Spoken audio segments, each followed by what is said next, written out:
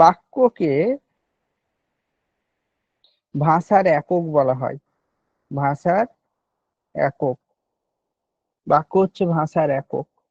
ভাষাকে বিশ্লেষণ করলে আমরা ভাষার যে বৃহত্তম একক পাই, যা স্বয়ং সম্পূর্ণ, তা হলো বাক্য। অর্থাৎ বাক্য হচ্ছে ভাষা বিশ্লেষ করলে আমরা যে বৃহত্তম একক পাবো এবং এককটি স্বয়ং সম্পূর্ণ হবে, তাকে আমরা বাক্য বলবো। এই যে বাক্যতত্ত্ব, এই বাক্যতত্ত্বের প্রধান আলোচ্য বিষয় কি? এর প্রধান আলোচ্য বিষয় হচ্ছে পদক্রম। পদক্রম জিনিসটা কি? স্যার অর্ডার বোর্ড, অফ, বলো। বোর্ড দেখা যাচ্ছে না। অন্যরা দেখা দেখতে যাচ্ছে? পাচ্ছে? হ্যাঁ, দেখতে লেফট, পাচ্ছি। লেফট স্যার করে সবই রিজয়েন, ক্লিয়ার আছে তো? লেফট করে রিজয়েন করো, তোমার নিজের ইন্টারনেটের সমস্যা। পদক্রম মানে অর্ডার অফ ওয়ার্ডস, ঠিক আছে? অর্ডার অফ ওয়ার্ডসটা কি? আমি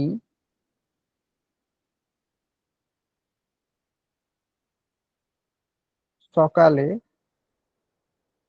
বাড়ি যাব। কটা শব্দ আছে? চারটা শব্দ আছে। চারটা শব্দ দিয়ে একটা পূর্ণাঙ্গ বাক্য হয়েছে, তাই তো? তো এইখানে আমি যদি একটু পাল্টে দিই শব্দগুলোর ক্রমকে, অর্ডারকে, আমি যাব সকালে বাড়ি, কিছুটা বোঝা যাচ্ছে। পাল্টাচ্ছি আরো, দেখো, বাড়ি সকালে যাব আমি, কিছু এলোমেলো হচ্ছে। এমন কতগুলো বাক্য আছে যেটাকে যদি আমি পাল্টে দিই তাহলে কিছু বোঝাই যাবে না, ঠিক আছে? এটা সহজ সরল বাক্য বলে তবু কিছু বোঝা যাচ্ছে। তো এই যে শব্দগুলোকে আমি এলোমেলো করে দিচ্ছি, শব্দের অর্ডার পাল্টে দিচ্ছি, ক্রম পাল্টে দিচ্ছি, যার ফলে কি হচ্ছে, বাক্য অর্থ, হয় অর্থ পাল্টে যাবে, না হলে অর্থহীন হয়ে পড়বে, বা বিভিন্ন বাক্যে ত্রুটি চলে আসবে। তো বাক্যতত্ত্ব আসলে বাক্যের মধ্যে শব্দের যে ক্রম, সেটাকে আলোচনা করে। অর্থাৎ পদের ক্রমকে আলোচনা করে বাক্যতত্ত্ব, ঠিক আছে? অর্ডার অফ ওয়ার্ডস কে আলোচনা করে। যদি সংজ্ঞা কি বলবো, বাক্যে ব্যবহৃত উপাদানগুলির বিন্যাস, অর্থাৎ কোন শব্দ কোথায় বসবে, এই যে ক্রম, তা হলো বাক্যের পদক্রম। আচ্ছা, বাক্য তত্ত্বে পদক্রম ছাড়াও আরো কিছু বিষয় আলোচনা হয়, যেমন বাক্যের ভাগ, বাক্য কত প্রকার। তো বাক্যকে গঠনগত এবং অর্থগত দুদিক দিয়েই ভাগ করা যায়। আবার বাক্যের বৈশিষ্ট্য কি, বাক্যের রূপান্তর কি রকম হয়, বাক্যের বিশ্লেষণ কি, এগুলো আমরা ক্রমে পড়বো ধীরে ধীরে, ঠিক আছে?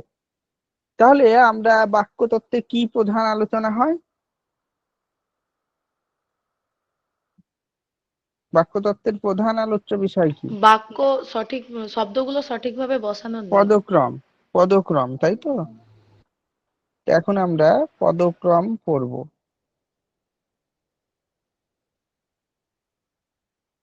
বাক্যের মধ্যে যে শব্দগুলির বা উপাদানগুলির ব্যবহার হয়, সেগুলির বিন্যাস, অর্থাৎ কোন শব্দ কোথায় বসবে এবং তাদের পারস্পরিক সম্পর্ক কি হবে, তা নিয়ে আলোচ্য বিষয় হলো বাক্যতত্ত্ব বা বাক্যের অন্বয়, ঠিক আছে? এটাকে আমরা বলতে পারি বাক্যের অন্বয়। তাহলে পদক্রম বিষয়টা সম্পূর্ণরূপে বাক্যের অন্বয়ের অন্তর্গত, ঠিক আছে?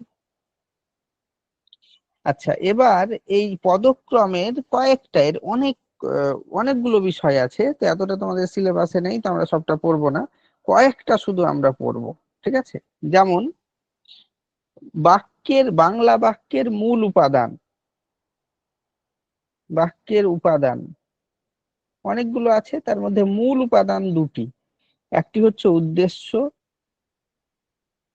অন্যটি বিধেয়, তাই না?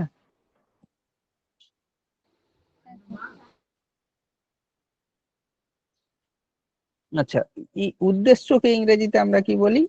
সাবজেক্ট। বিধেয়কে কি বলি? প্রেডিকেট।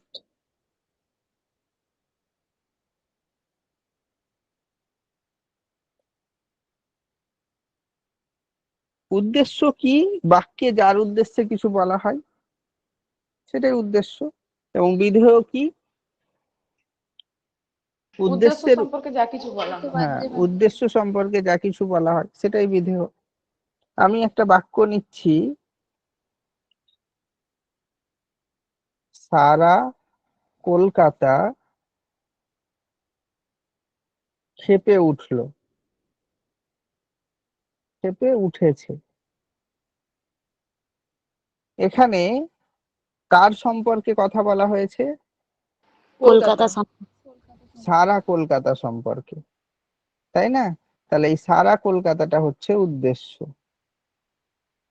উদ্দেশ্য বাদে যেটুকু অংশ আছে সেটা হচ্ছে বিধেয়।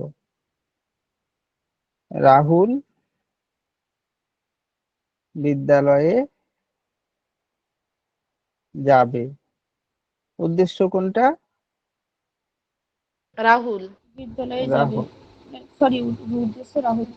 রাহুল বিদ্যালয়ে যাবে হচ্ছে বিধেয়। বিধেয়। একটা জিনিস আমরা জানলাম, উদ্দেশ্য বিধেয়ের ক্লাস আছে, লম্বা ক্লাস আছে, দেখে নেবে ক্লাসরুমে। আচ্ছা, দ্বিতীয়, কিছু কিছু বাক্য আছে। আচ্ছা, আগে একটা বাক্য দেখো, বাড়ি যেও, বাড়ি যেও, এখানে উদ্দেশ্য কোনটা বলো? বাড়ি। উজ্জ আছে। উজ্জ আছে স্যার। উজ্জ, এখানে বলতে চেয়েছে তুমি বাড়ি যেও, তাই না? তো এখানে এই তুমিটা উজ্জ আছে, অর্থাৎ এখানে উদ্দেশ্য নেই, উদ্দেশ্য উজ্জ আছে, পুরো বাক্যটি হচ্ছে বিধেয়। ঠিক আছে? পড়তে বসো, উজ্জ আছে। তুমি পড়তে বসো, তুমিটা উজ্জ আছে। তুমি বা তোমরা হবে, তাহলে সেটা উদ্দেশ্যটা উজ্জ আছে, আর বিধেয় এখানে আছে। ঠিক আছে? আচ্ছা, বইটা কে নেবে? প্রশ্ন। এখানে বলো উদ্দেশ্য কোনটা?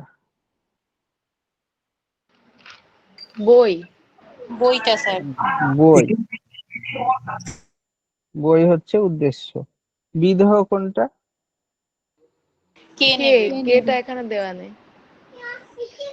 কে দেয়া নেই, কে বলা নেই, কে নেবে জানি না। তো আমরা এখানে বলতে পারি যে বিধেয় উজ্জ আছে, তাই না? বিধেয় উজ্জ আছে, উজ্জ আছে। তো এখন প্রশ্ন, এই যে কে বলেছে বলে বলছি বিধেয় উজ্জ আছে, এটা আহ প্রশ্নবোধক অব্যয়, কিন্তু একে আমরা বিধেয় বলবো না। তাহলে নেবেটা কি? নেবেটা হচ্ছে বিধেয় ক্রিয়া। কি বলবো একে? বিধেয় ক্রিয়া। বোঝা গেল? স্যার তাহলে যে বললেন বিধেয় উজ্জ আছে। বিধেয় উজ্জ, উজ্জ আছে, কিন্তু বিধেয় অংশের মধ্যে যে ক্রিয়া থাকবে সেটাকে আমরা বিধেয় ক্রিয়া বলতে পারবো। একটু পরে আবার পাবো, বলছি। আচ্ছা, এখানে দুটো জিনিস বুঝতে পেরেছো। একটি বাক্য যেখানে উদ্দেশ্যও আছে, বিধেয়ও আছে। বোঝা গেছে? সাধারণত এরকমই বাক্য হয়। কিছু বাক্য আমরা এরকম পেলাম যেখানে আহ, যেখানে কি ইয়ে নেই, উদ্দেশ্য নেই, শুধু বিধেয় আছে। আর একটি বাক্য এমন পেলাম যেখানে উদ্দেশ্য আছে কিন্তু বিধেয় নেই। এইটুকু বুঝতে পেরেছো? হ্যাঁ স্যার।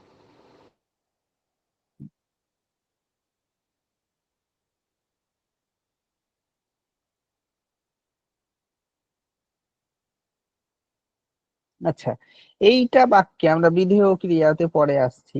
এইটা বাক্যে নেবেটা ক্রিয়াপদ, এটুকু বুঝতে পারছো তো? হ্যাঁ স্যার। হুম। হ্যাঁ স্যার। এবার দেখো, কিছু এরকমও বাক্য হতে পারে যার ক্রিয়াপদই উজ্জ। দেখো, লোকটি বেশ সাহসী, এই বাক্যে ক্রিয়াপদ আছে বলো? না, নেই। না স্যার। ক্রিয়াপদ নেই। উদ্দেশ্য কোনটা? লোকটি বিধেয় কোনটা? বেশ সাহসী। বেশ। বেশ সাহসী, কিন্তু ক্রিয়া নেই। আচ্ছা, এই যে এতগুলো বাক্য আমরা দেখলাম, সেখানে উদ্দেশ্য পেলাম, বিধেয় পেলাম, দেখে কি মনে হচ্ছে উদ্দেশ্য বিধেয়র আগে বসে না পরে বসে? যে স্যার পরেও তো আগে। বসে কোনো কোনো ক্ষেত্রে। সাধারণত কি মনে হচ্ছে? সাধারণত আগে বসে। আগে বসে। বাক্যে উদ্দেশ্য সাধারণত বিধেয়র আগে বসে, তবে কোনো কোনো ক্ষেত্রে উদ্দেশ্য বিধেয়র পরে বসতে পারে। তো কোন ক্ষেত্রে বসতে পারে? কবিতার ছন্দের প্রয়োজনে বসতে পারে, ঠিক আছে, বা কিছু কিছু বিশেষ শর্ত পূরণের জন্য বসতে পারে। যেমন বাক্যের অংশ বিশেষের কোনো অংশ বিশেষে কোনো আবেগ আছে, সেই আবেগ প্রকাশ করার তাগিদে, কোনো অংশে জোর দেওয়ার তাগিদে, তখন উদ্দেশ্যর আগে বিধেয় চলে আসতে পারে। এসব হতে পারে। যেমন উদাহরণে দেখো,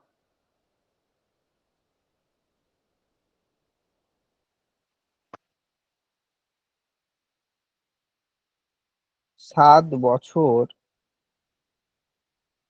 যুদ্ধ জিতেছিল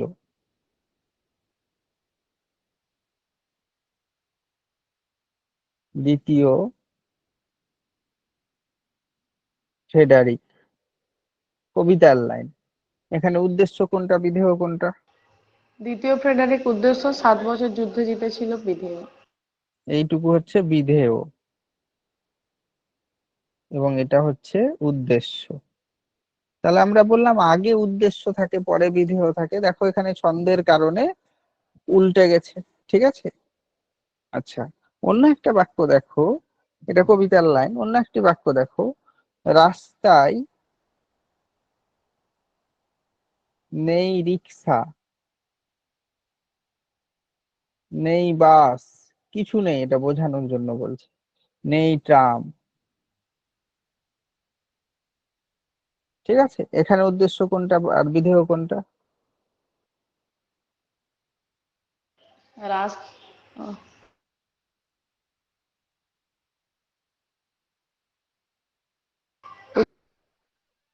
স্যার রাস্তায় রাস্তায় বিধেয়।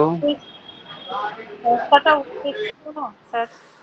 রাস্তা, এইটা হচ্ছে রাস্তায়, রাস্তা হচ্ছে বিধেয়, আর এই তিনটে উদ্দেশ্য। হ্যাঁ, রিক্সা, বাস, ট্রাম, এই তিনটা হচ্ছে উদ্দেশ্য। এদের উদ্দেশ্যে কথা বলা হয়েছে। আর রাস্তায় নেই, এইটা বিধেয়, ঠিক আছে। তাহলে কেন বিধেয় আগে চলে এলো আর উদ্দেশ্য পেছনে চলে গেল? এক্ষেত্রে কি ছন্দের প্রয়োজনে? না, ছন্দের প্রয়োজনে নয়। তবে কেন? এখানে অর্থটাকে জোর দিয়ে, রাস্তায় নেই রিক্সা, নেই বাস, নেই ট্রাম, অর্থটাকে জোর দেওয়ার জন্য আগে পরে করা হয়েছে। তো কোনো কোনো ক্ষেত্রে বাক্যের কোনো অংশে জোর দেওয়ার জন্য কিংবা আবেগ প্রকাশ করার জন্য বিধেয় উদ্দেশ্যের আগে চলে আসতে পারে, কিংবা কবিতার ছন্দের প্রয়োজনে আসতে পারে। সাধারণত উদ্দেশ্য আগে থাকবে, বিধেয় পরে থাকবে। আচ্ছা,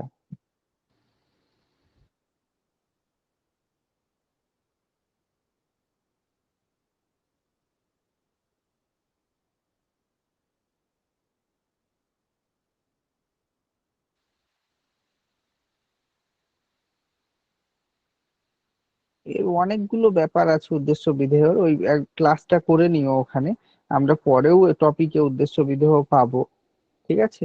আজকে এত বেশি শেখার আমার মনে হয় দরকার নেই এখন, সিলেবাসও তো শেষ করতে হবে।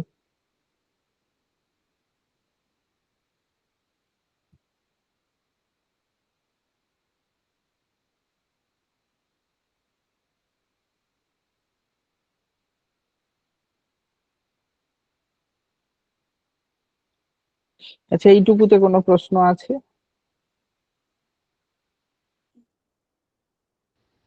স্যার না আরেকবার স্যার। একটু বলবেন যে কখন বিধেয়টা আগে বসে? কোনো কবিতার লাইন বা ছন্দ আর আবেগপ্রবণ আরেকটা কি বলুন স্যার? কবিতার লাইন, ছন্দ, বা মানে কবিতার ছন্দের তাগিদে আবেগ বোঝানোর জন্য, বা কোনো কিছুতে জোর দেওয়ার জন্য, কোনো অর্থে জোর দেওয়ার জন্য।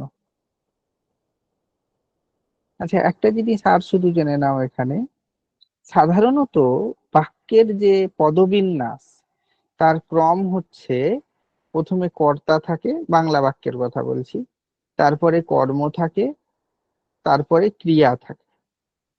এটা বাংলার সাধারণ বাক্যের পদবিন্যাস, ঠিক আছে?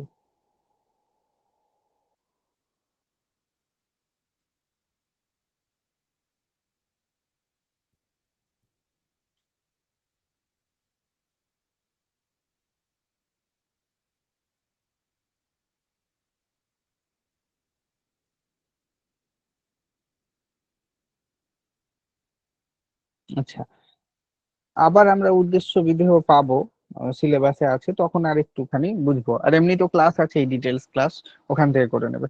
এখানে আমরা একটু এগোই তাহলে। আমরা আমরা আজকে মূল পড়ছি বাক্যতত্ত্ব। বাক্যতত্ত্বের মধ্যে মূল একটি বিষয় বাক্য, মানে সেন্টেন্স। বাক্যকে সার্থক বাক্য হতে হয়। সার্থক বাক্য কেমন? মহারাজ, এ সংবাদ শুনে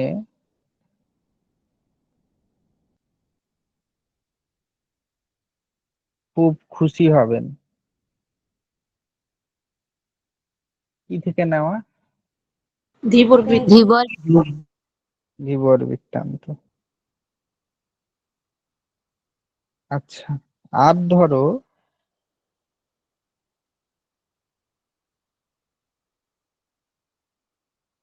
যখন বৃষ্টি এসেছিল তখন আমি উঠোন পানে একা, দৌড়ে গিয়ে ভেবেছিলাম তোমার পাবো দেখা। এই দুটো বাক্যের মধ্যে প্রথমটিতে একটি বাক্য আছে, পরেরটিতে দুটো বাক্য আছে।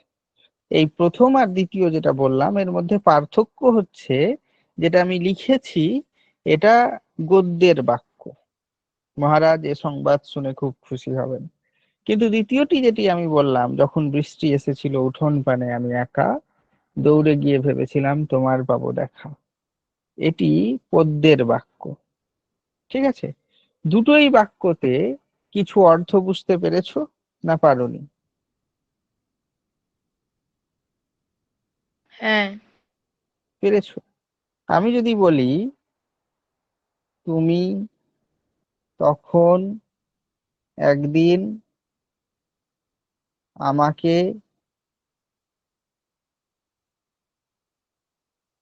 ধরো এইটুকু, আচ্ছা এটাতে কোনো অর্থ বুঝতে পারছো?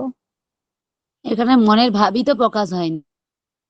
তাহলে যদি কোনো বাক্যের পরিপূর্ণ অর্থ বোঝা না যায়, তাহলে সেই বাক্যটিকে আমরা সার্থক বাক্য বলবো না। ঠিক আছে? এখন প্রশ্ন, যে কয়েকটি শব্দ বা পদ পাশাপাশি বসলেই তাহলে বাক্য হয় না? এমনকি পদ বাক্যের অন্বয়ের যে শর্ত, অর্থাৎ কর্তা বসবে, তারপরে কর্ম বসবে, তারপরে ক্রিয়া বসবে, এই শর্ত পূরণ হয়ে গেলেও বাক্য হবে না। তাহলে কেন বাক্য হবে না? বাক্য হবে না বলতে আমি সার্থক বাক্য হবে না এটা বলতে চাইছি।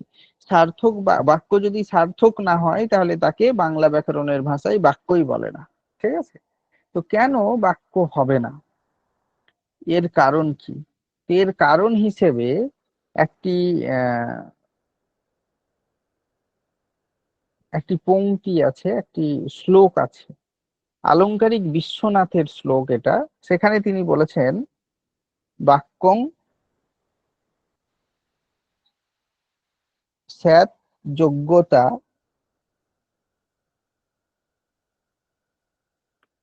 আকাঙ্ক্ষা আসক্তি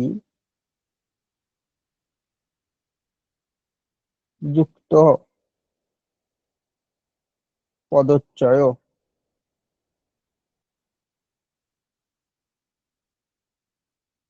আলংকারিক বিশ্বনাথ বলছেন, বাক্যং স্যাৎ যোগ্যতা আকাঙ্ক্ষা আসক্তি যুক্ত পদচ্চয়। বাক্য বাক্য কখন পদ হবে, মানে বাক্য কখন বাক্য হবে?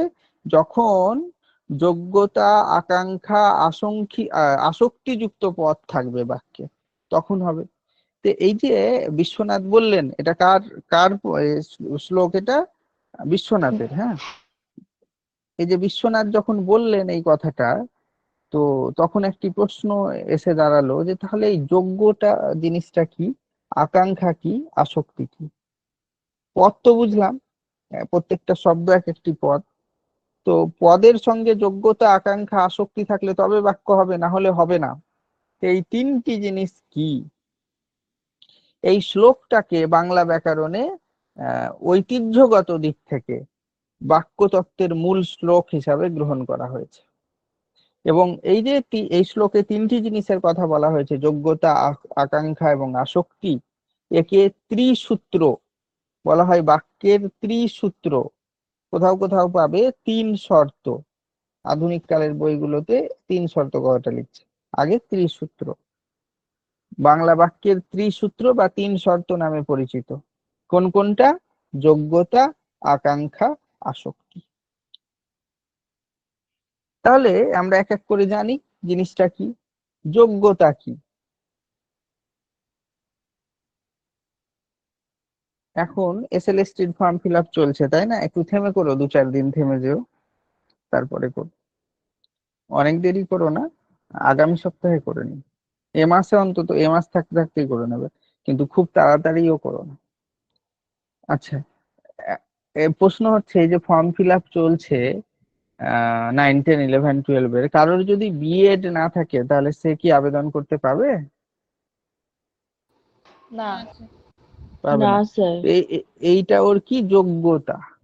এই যোগ্যতা থেকে তাটা যদি বাদ দিয়ে দিই তো পড়ে থাকে যোগ্য।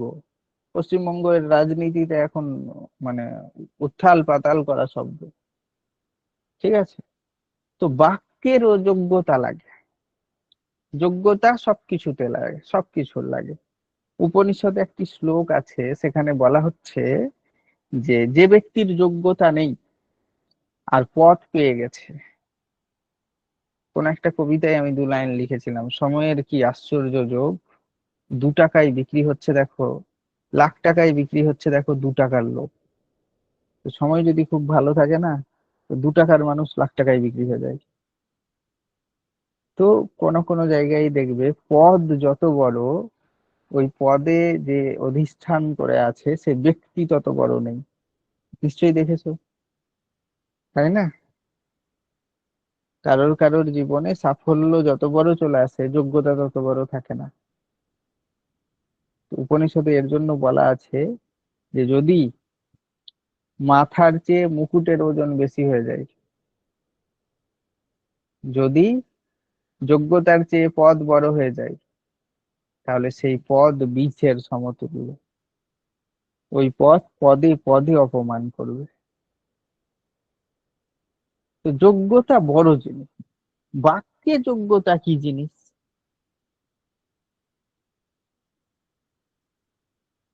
একটা বাক্য, ছেলেটি আর দুষ্টুমি করবে না। আচ্ছা, ভাব প্রকাশে কোন রকম অসুবিধা হচ্ছে? না স্যার, পরিষ্কার বলুন। বাক্যটা যা বলতে চাইছে তার পুরোপুরি বোঝাতে পেরেছে, কোন রকম অসুবিধা রাখেনি। তাহলে আমরা কি বলবো, বাক্যটার যোগ্যতা আছে না নেই? আছে স্যার। এই যোগ্যতাকে আমরা ইংরেজিতে বলবো প্রপার্টি। ঠিক আছে? এর বানানটা এরকম লিখো,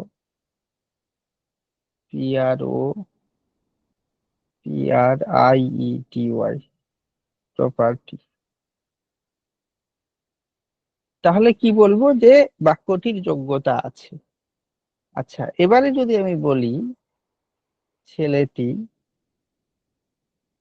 আর দুষ্টুমি সকাল, আর কিছু বললাম না, এবার বলো এই বাক্যটার যোগ্যতা আছে? নেই স্যার।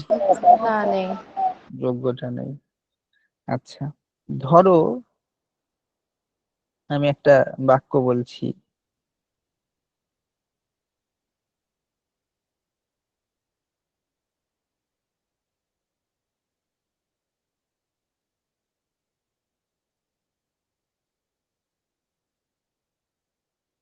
ছিঁড়ে ফেল শালিকের শিকারি গলা।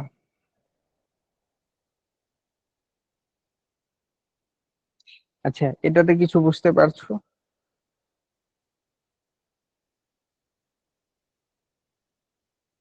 দার্শনিক এটা দৃষ্টিকোণ থেকে কিছু বাক্যগুলো অর্থ,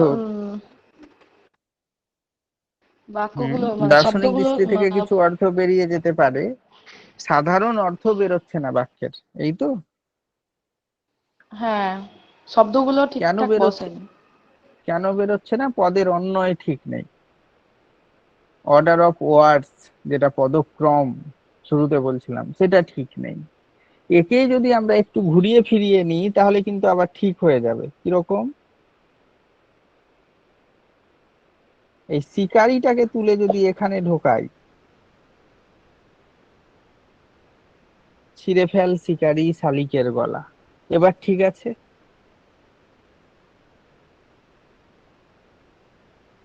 ঠিক আছে কি না, এবার বুঝতে পারছো?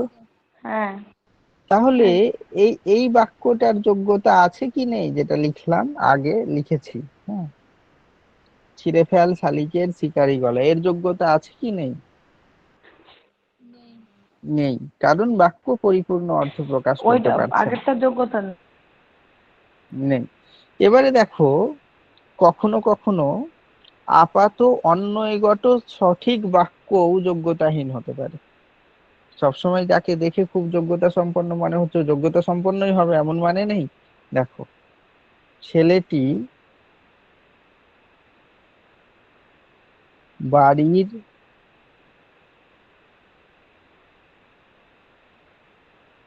শুকনো উঠোনে সাঁতার কাটছে।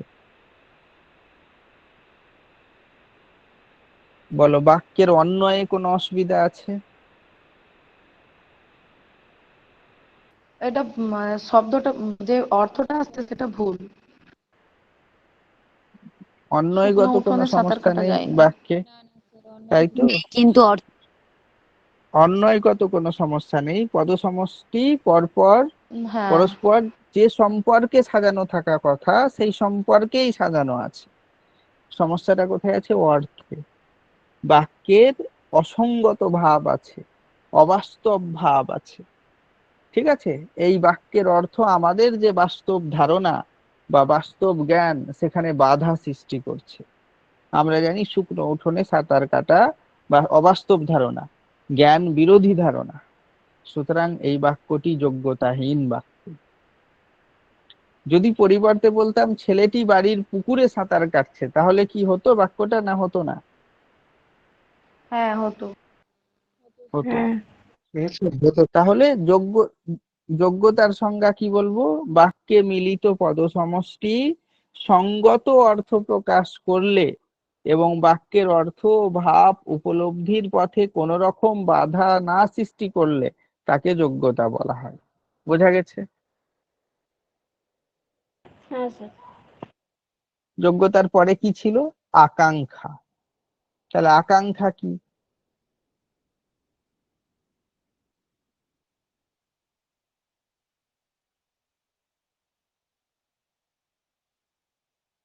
ধরো আমি লিখলাম বনে থাকে, জলে থাকে। বলো, বাক্যের ভাব পরিপূর্ণ হলো না হলো না? না, হয়নি। বনে থাকে হলো না। তারপরে কি সেটা হলো না, জানার কিছু। হলো না। বরং এখানে একটা অন্য ঘটনা ঘটলো, এখানেও বাক্যের ভাব পরিপূর্ণ হয়নি। ছিঁড়ে ফেল শালিকের শিকারি গলা, এখানে বাক্যের ভাব পরিপূর্ণ হয়েছে? হয়নি। ছেলেটি আর দুষ্টুমি সকাল, বাক্যের ভাব পরিপূর্ণ হয়েছে? হয়নি। কিন্তু এই দুটোর বেলায় তোমার কোনো ইচ্ছা অপূর্ণ থেকেছে? তোমার ভেতরে কোনো আকাঙ্ক্ষা জন্মেছে যে এরপরে কি হবে, একটু বললে ভালো হয়। না, এখানে জন্মাচ্ছে বনে থাকে, এবার তোমার মাথায় কে? জলে থাকে কে? হিন্দি সিরিয়াল গুলো যে হয় না, ধারাবাহিক গুলো হিন্দি বাংলা, এমন একটা সময় গিয়ে একটা এপিসোড শেষ করে যেখানে একটা আকাঙ্ক্ষা জন্মায় যে এরপরে তাহলে কি হতে পারে।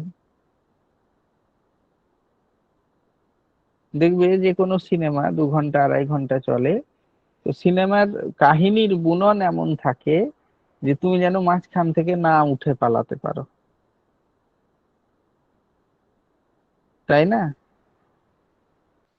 হ্যাঁ স্যার। দেখবে আজ থেকে 2 বছর বা 3 বছর আগে যে মোবাইল কিনেছো, স্মার্টফোন, এখনকার স্মার্টফোনের পাশে তুমি রাখবে নিজের ফোনটা, বা পাশে ধরো কেউ নতুন ফোন নিয়ে আছে কোনো পাবলিক ভেহিক্যালে, বাসে, ট্রেনে, কোথাও, আর তুমি তোমারটা বের করলে, তুমি মনে মনে একটু লজ্জা পাবে। তোমার ফোনটা ইচ্ছাকৃতই বুঝিয়ে দিচ্ছে যে আমি একটু পুরনো, আর ওর ফোনটা ইচ্ছাকৃতই বুঝিয়ে দিচ্ছে আমি একেবারে টাটকা নতুন।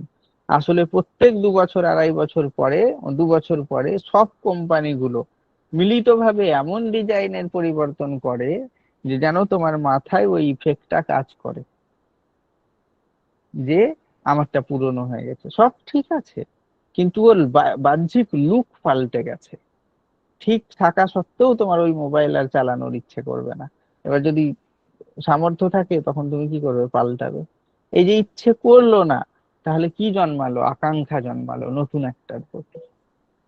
যদি একই রকম মডেল বের করতো, যে আজ থেকে 3 বছর আগে যেমন করেছে এখনো তাই করলো, বাহ্যিক কোনো পরিবর্তন করলো না, অভ্যন্তরীণ পরিবর্তন করলো, অনেক ফিচার বাড়িয়ে দিল, তবু হয়তো বেশিরভাগ মানুষ মোবাইলটা পাল্টাতো না। কারণ স্মার্টফোনের অধিকাংশ ফিচার অধিকাংশ মানুষের কোনো কাজে লাগে না। এটা একটা মার্কেটিং স্ট্র্যাটেজি, বুঝতে পেরেছো? আকাঙ্ক্ষা তৈরি করার। তো সব জায়গাতেই আকাঙ্ক্ষা, এখন শব্দ, বাক্য, আকাঙ্ক্ষা ওই রকম ভাবে উদ্দেশ্য প্রণোদিত ভাবে তৈরি তো করে না, কিন্তু কোন কোন জায়গায় বাক্যের আকাঙ্ক্ষা থেকে যায়, অপূর্ণ থেকে যায়। ঠিক আছে? তাহলে যদি বাক্য আকাঙ্ক্ষা সৃষ্টি করতে পারে, তাহলে কি তাকে সার্থক বাক্য বলবো না বলবো না? বলা হবে। আকাঙ্ক্ষা সৃষ্টি করতে পারলে বলবে সার্থক বাক্য এগুলো না সার্থক না বাক্য? না বলবো না, বলবো না।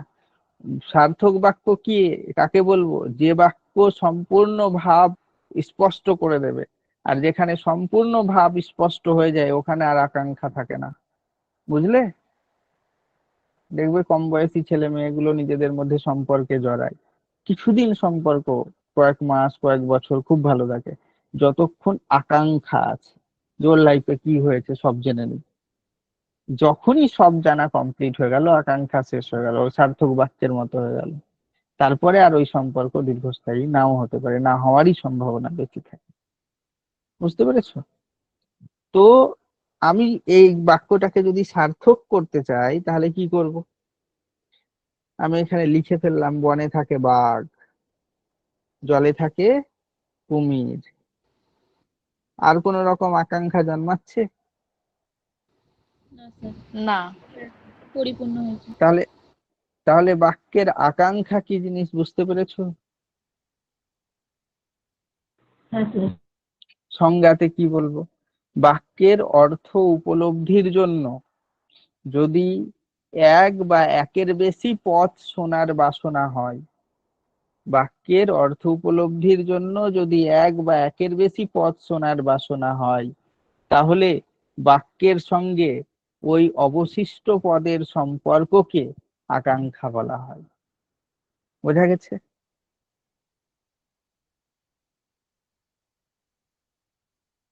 বুঝতে পেরেছো না পারোনি? হ্যাঁ সন্ধ্যা আর একবার বলেন তো স্যার। বাক্যের অর্থ উপলব্ধির জন্য যদি এক বা একের বেশি পদ শোনার বাসনা হয়, তাহলে বাক্যের সঙ্গে ওই অবশিষ্ট পদের সম্পর্ককে আকাঙ্ক্ষা বলা হয়। এখানে অবশিষ্ট পদ কোনটা ছিল? প্রথমটাতে বাঘ ছিল, পরেরটাতে কুমির ছিল, তাই না? বাঘ ও কুমির এই দুটি পদ দুটি বাক্যের পূর্ণতা এনেছে। তাহলে এখানে আকাঙ্ক্ষার শর্ত কে পূরণ করেছে? বাঘ আর বাঘ কুমির। এসে বাঘ এবং বাঘ এবং কুমির। কুমির। মনে রেখো, আকাঙ্ক্ষার শর্ত পূরণ করার জন্য নতুন পদকে বাক্যে আসতে হয়। বাক্যে যেটা ইতিমধ্যেই যে পদগুলো আছে সেই পদগুলো আকাঙ্ক্ষার শর্ত পূরণ করতে পারে না। এবার হচ্ছে আসক্তি।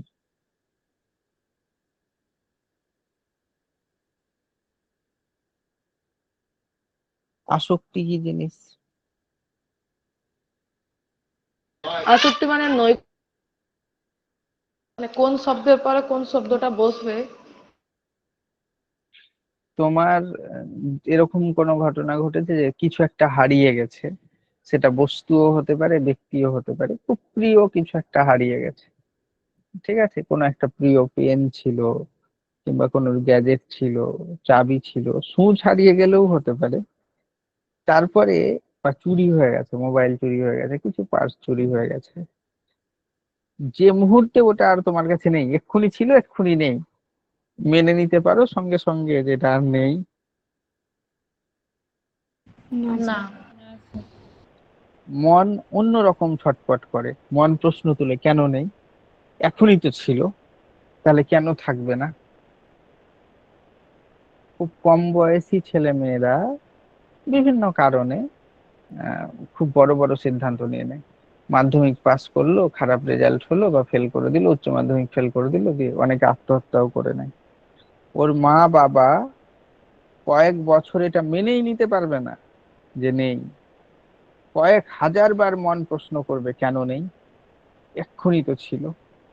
বারবার মনে হবে যে একটু অতীতে গিয়ে আঁকড়ে ধরে নেওয়া যেত না, তাহলে তো চলে যেত না। এই যে আহ, যে কিছু একটা সূচ হারিয়ে গিয়েছে, টর্চ, সন্ধ্যেবেলায় টর্চ নিয়ে গোটা ঘর খুঁজে বেড়াচ্ছে। প্রিয় জিনিস হারালে মানুষ জানে যে ওখানে আমি রাখিনি, ওখানে পাওয়ার কোনো সম্ভাবনা নেই, তবু ওখানে খুঁজে বেড়াই। এবং এইরকম ওখানে ওখানে কত ওখানে খুঁজে বেড়াই, কোনো ঠিক নেই।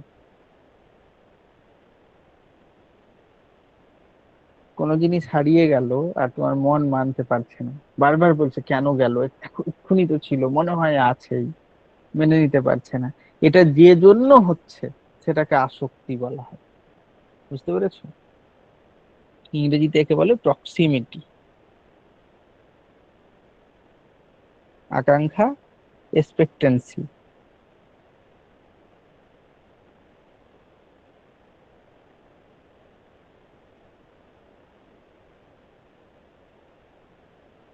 বাক্যে কেমন আসক্তি হতে পারে? একটা কবিতার লাইন আছে, একটু আগে আমি একটা উদাহরণও দিয়েছি।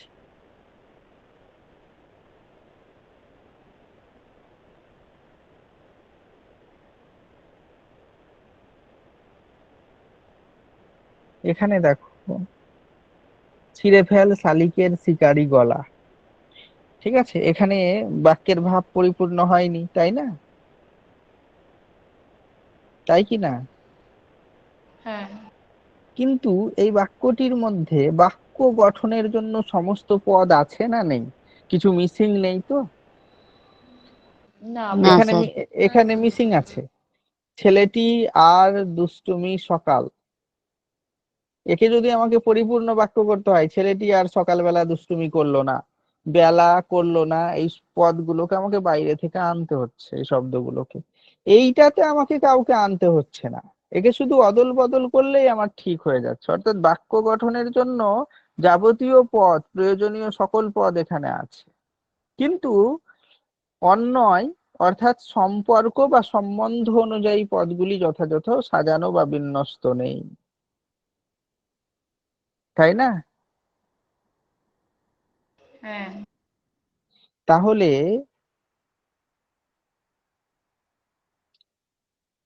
বিশ্ব ব্রহ্মাণ্ডে দেখবে, সৌরজগতে দেখবে সূর্য আছে, আছে, সূর্যকে কেন্দ্র করে গ্রহ ঘুরছে, পৃথিবী ঘুরছে, আবার পৃথিবীকে কেন্দ্র করে চাঁদ ঘুরছে। এরা মহাবিশ্বে শূন্যে আছে, কোনো কিছু এরকম দড়ি নেই, এগুলো কক্ষপথ দেখালাম, ভেবো না কিছু দিয়ে বাঁধা আছে, এমনি আছে শূন্য। তোমার ঘরের মাঝখানে তো ভাবো এমনি, শুধু কিছুতে নেই, এমনি আছে। সূর্য ওইভাবে এমনি আছে, পৃথিবী এইরকমই আছে, অন্য সব গ্রহ উপগ্রহ ওইভাবেই আছে। কেন আছে? বিভিন্ন টানে আছে। কি টান? একটি, প্রত্যেক গ্রহ মানে প্রত্যেকটা এলিমেন্টকে, প্রত্যেকটা উপাদানকে আকর্ষণ করছে। এই আকর্ষণ করছে বলে নিজেদের টানে আছে, আরো অন্যান্য টান কাজ করে। এই টানটাই আসক্তি, একজন আরেকজনকে ধরে রেখেছে। একটা পরিবার যৌথ কেন থাকে? যতদিন আসক্তি থাকে ততদিন যৌথ থাকে, যেদিন আসক্তি শেষ হয়ে যায় সেদিন আর যৌথ থাকে না। বুঝতে পেরেছো? একটা সংসার কিসে হয়? আসক্তিতে হয়, অন্য কিছুতে নয়। যেদিন আসক্তি শেষ হয়ে যায় সেদিন ডিভোর্স হয়ে যায়। তো বাক্যে আমি ধরো একটা বাক্য লিখছি, ফেলে প্রাণ, কবিতার লাইন, গাং চিল ছিঁড়ে শালিকের, একে সাজিয়ে লিখছি, এখানে অর্থ পরিস্ফুট হয়নি, বুঝতেই পারছো। সঠিকটা কি হবে? ছিঁড়ে ফেলে গাং চিল শালিকের প্রাণ, শালিকের প্রাণ। আগের মতোই বাক্য তৈরি করার সমস্ত উপাদানের মধ্যে আছে, কিন্তু সঠিক বিন্যাসে নেই প্রথমটাতে, তাই না? এর পরেরটাতে দেখো সঠিক বিন্যাসে আছে। আচ্ছা, সঠিক বিন্যাসে কেন আছে? এই পদগুলো পরস্পর পরস্পরের প্রতি টান আছে, এক অদৃশ্য টানে ধরে রেখেছে, যে যার পরে হওয়া উচিত তাকে তারপরেই। এই টানটাই হচ্ছে আসক্তি, এটাই বাক্যের আসক্তি। বুঝতে পেরেছো?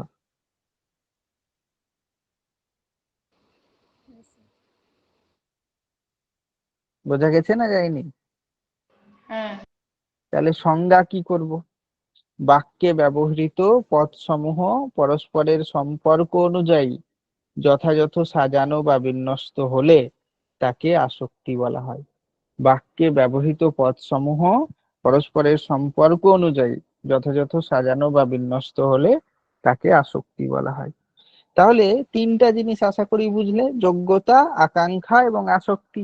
এই তিনটাতে কোনো অসুবিধা নেই, তাই না? হ্যাঁ স্যার। তাহলে আমরা এটা বলতে পারি যে যোগ্যতা, আকাঙ্ক্ষা আর আসক্তির শর্ত যদি পূরণ হয় তবে একটি বাক্য সার্থক বাক্য হবে, তাই না? হ্যাঁ। তাহলে আমরা বাক্যের সংজ্ঞা কিভাবে করতে পারি? পরস্পর সম্বন্ধ বিশিষ্ট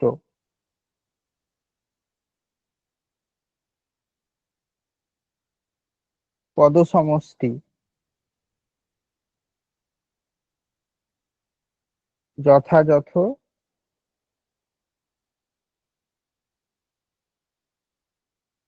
বিন্যস্ত হয়ে ভাব ও অর্থ উপলব্ধির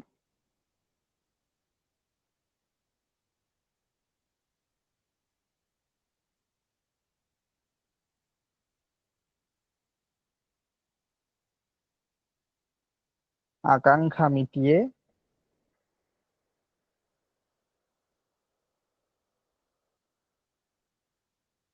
সঙ্গত ভাব ও অর্থ উপলব্ধির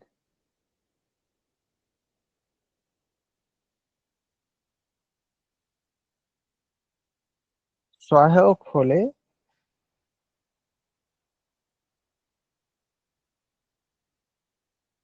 তাকে বাক্য বলা হয়।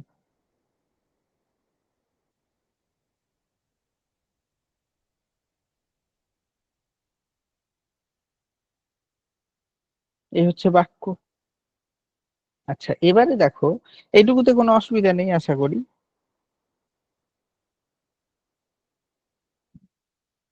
না। আচ্ছা, এবারে দেখো বলছে আমরা, স্যার বলছে হ্যাঁ, স্যার বলছে বলো বলো। আকাঙ্ক্ষাটা একবার বলে দিন না, আকাঙ্ক্ষাটা একবার বলুন না। আকাঙ্ক্ষা বাক্যের যে পদক্রম, তার সঠিক বিন্যাস করার যে শক্তি, বাক্যের মধ্যে পদক্রমের সঠিক বিন্যাসের ফলে বাক্য কাঙ্ক্ষিত ভাব বোঝাতে সক্ষম হলে তার যে বিন্যাস করার শক্তি, সেইটাকে আমরা আকাঙ্ক্ষা বলতে বললে না? ও আচ্ছা। তো আকাঙ্ক্ষা হচ্ছে বাক্যের মধ্যে অর্থ উপলব্ধি করার জন্য যদি এক বা একের বেশি পদ শোনার বাসনা তৈরি হয়, তাহলে বাক্যের সঙ্গে ওই যে পদ শোনার বাসনা তৈরি হলো তার সম্পর্ককে আকাঙ্ক্ষা বলা হয়। আচ্ছা, এবার দেখো, আমরা এতক্ষণের আলোচনায় একটা জিনিস বুঝলাম, যে বাক্যের মধ্যে কতগুলো পদ থাকে পদ তো থাকেই, পদক্রমের আমি বিন্যাস এটা বললামও যে কর্তা কর্ম ক্রিয়া তিনটা পদ তো প্রয়োজনই। তো বাক্যের মধ্যে কতগুলো পদ থাকে, সেই পদগুলোর সঠিক বিন্যাস যদি সঠিকভাবে হয়, ঠিক আছে, এবং বাক্য যদি কাঙ্ক্ষিত অর্থ বোঝাতে পারে, তাহলে আমরা তাকে সার্থক বাক্য বলবো। এই তো বুঝলাম এতক্ষণের আলোচনায়, নাকি? এবং একটি বাক্যকে সার্থক বাক্য হতে তার তিনটি শর্ত পূরণ করতে হবে: যোগ্যতা, আকাঙ্ক্ষা এবং আসক্তি। এটাই, তা কি না? হ্যাঁ স্যার। হ্যাঁ স্যার। কিন্তু মনে রেখো, ব্যাকরণ ভাষাকে পারফেক্ট করার বিদ্যা, কিন্তু কোনো ব্যাকরণই পারফেক্ট নয়। ব্যাকরণে মানে 100% আদর্শ বলে কিছু হয় না। ব্যাকরণের কোন সূত্র সব জায়গায় মিলবে এটা হতেই পারে না, ব্যতিক্রম থাকবেই থাকবে। তাহলে আমি দেখো, রাহুল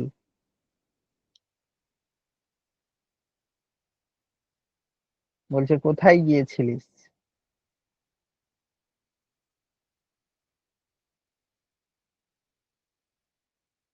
তনু বলছে বাড়ি। রাহুল আবার জিজ্ঞেস করছে, কথোপকথনে এইরকমই হয় তাই না? সাক্ষাৎকারের এইভাবেই সাক্ষাৎকার করেছো তো, মাধ্যমিকে লিখেছো। কখন? রাহুল জিজ্ঞেস করছে কখন? তনু বলছে সকালে।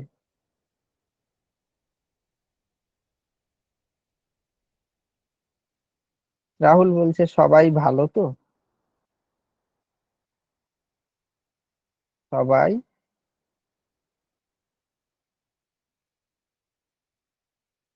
তোদের বাড়িতে সবাই ভালো তো?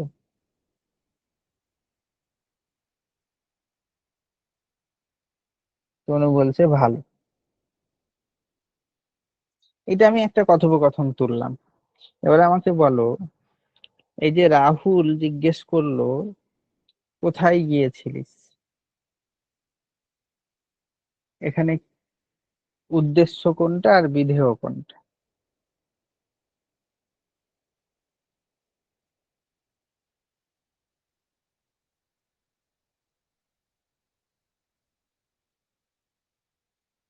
বলো। স্যার স্যার উদ্দেশ্যটা উজ্জ্ব প্রশ্নটা আছে। আরেকবার বলুন। উদ্দেশ্য উজ্জ আছে। প্রথম বাক্যে উদ্দেশ্য উচ্চ আছে স্যার, উদ্দেশ্য। উদ্দেশ্য উজ্জ আছে, বিধেয় কোনটা? কোথায় কোথায় গিয়েছিল? ওখানে গিয়েছিলিস? কোথায় গিয়েছিলিস? তো তুই কি স্যার তাহলে উদ্দেশ্য হবে এখানে? এখানে তুই বা তনু এইটা কিছু একটা উদ্দেশ্য হতো, যেটা নেই, উজ্জ আছে। বাক্যটা আসলে তনু কোথায় গিয়েছিলিস বা তুই কোথায় গিয়েছিলিস এমন হতে পারে। আচ্ছা, একটি বাক্যকে সার্থক বাক্য হতে গিয়ে যে যে পদক্রম প্রয়োজন, একটু আগে যেগুলো বললাম, এখানে কি সবগুলো আছে? না স্যার। নেই। পরের লাইনে আবার একটু অবাক হব আমরা, তনু উত্তর দিচ্ছে বাড়ি। এটা শব্দ না বাক্য? শব্দ। শব্দ। কিন্তু কিন্তু যদি আমি শুধু এইটুকু কথোপকথন নিই, তাহলে কি বাড়ি দ্বারা তুমি পরিপূর্ণ অর্থ বুঝতে পারছো না? হ্যাঁ স্যার, বোঝা যাচ্ছে। হ্যাঁ স্যার। তো বাক্যের মূল উদ্দেশ্য হচ্ছে অর্থ বোঝানো, অর্থের ভাব, বাক্যের ভাব পরিস্ফুট করা। এখানে একটি শব্দ সেই কাজটা করতে পারছে তো। যদি পারছে, তাহলে তুমি কেমন করে অস্বীকার করতে পারো যে একে বাক্য বলবো না? এই ধরনের শব্দকে বা এই ধরনের বাক্যকে ব্যাকরণে বলা হয় শব্দ বাক্য। একটি শব্দই বাক্যের সমান, ওই জন্য এটা শব্দ বাক্য।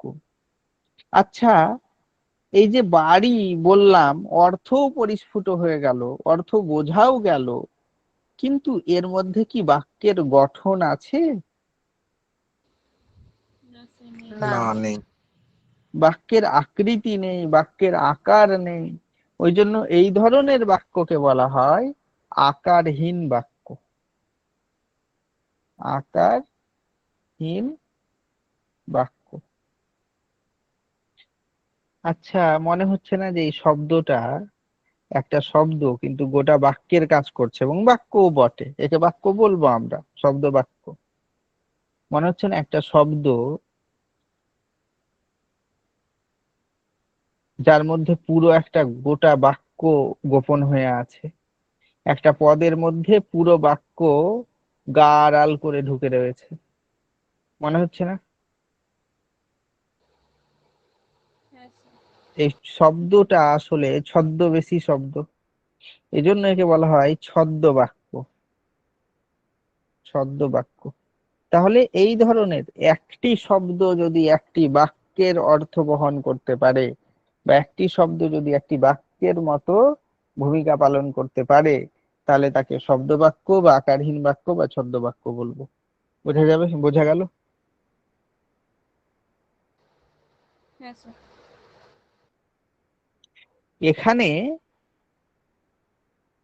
6টা বাক্য আছে, তাই না? 6টা বাক্যের শুধুমাত্র পঞ্চম বাক্য বাদে বাকি সবগুলো বাক্যতে কর্তা অনুক্ত আছে, তাই কি না? হ্যাঁ স্যার। হ্যাঁ স্যার আছে।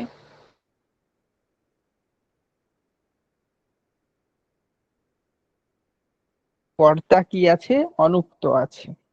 আচ্ছা দেখি, কেউ হয়তো বলছেন বড় ডাক্তারের খোঁজে এসেছি।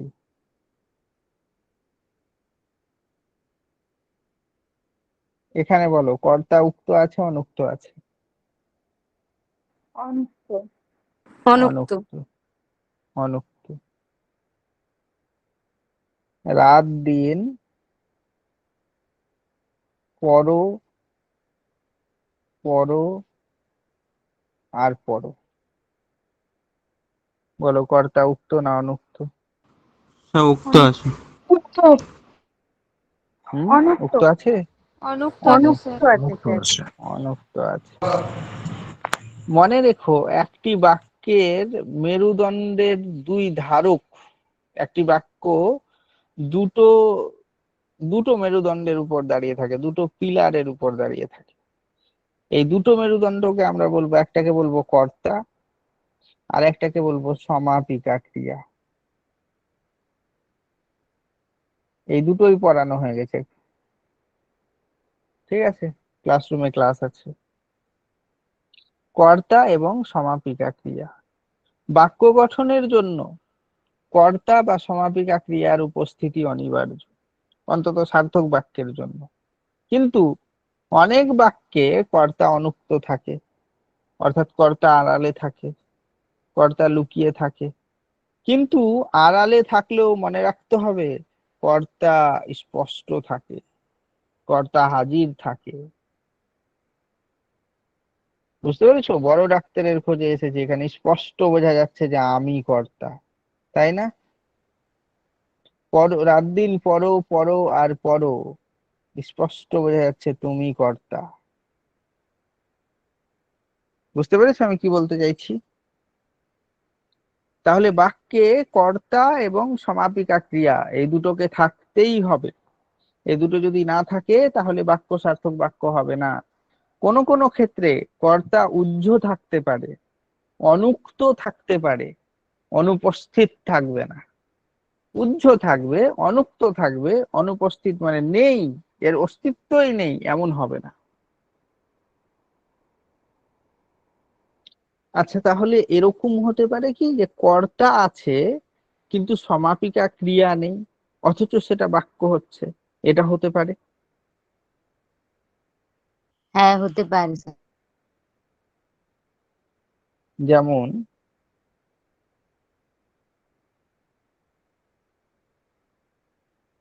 রাহুল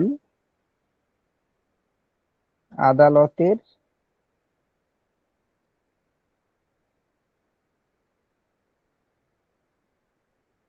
ভালো উকিল।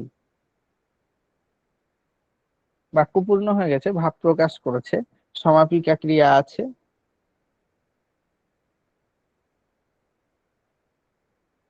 আছে দেখো,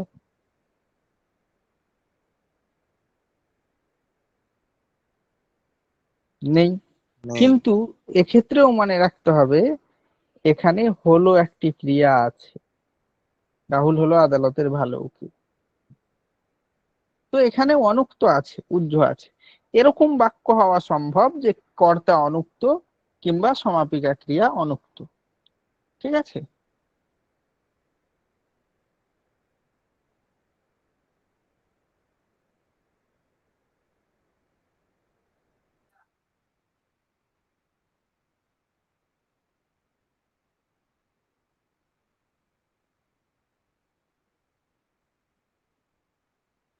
আচ্ছা, এবারে একটু সিলেবাসে চলো।